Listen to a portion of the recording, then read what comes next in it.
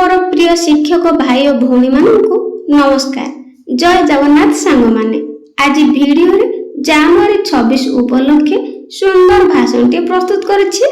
आशा करुछि भाषण टी पसंद आसिबो। सम्माननीय सभापति महोदय, अतिथि वृंद, मोर सह शिक्षक और शिक्षयित्री वृंद एवं मोर सम्मुखरे बसिथिबा स्नेहर छात्र छात्री, आज आम समस्ते अति उत्साहर सहित 77तम साधारणतंत्र दिवस पालन करुछंती। यह हेउछि आम पई बड़ गर्व और गौरवर दिन। प्रत्येक राष्ट्र को सठिक भाव में परिचालित करने पई एक संविधान रही।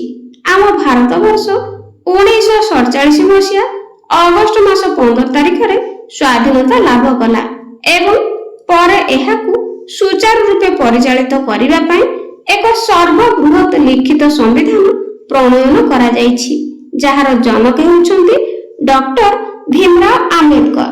आम संविधान हेउछि देशर दर्पण सदृश एवं आम देशर नीति नियमर निर्धारक।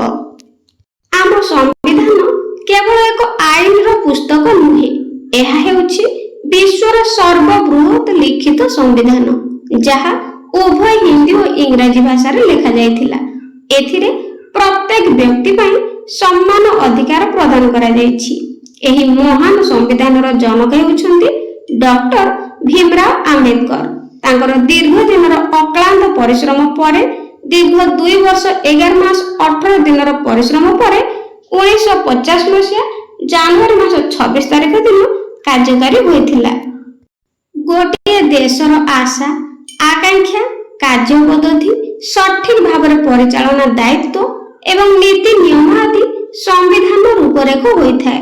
ताहाकू अनुसरण करी देशर समस्त कार्य परिचालित होता है।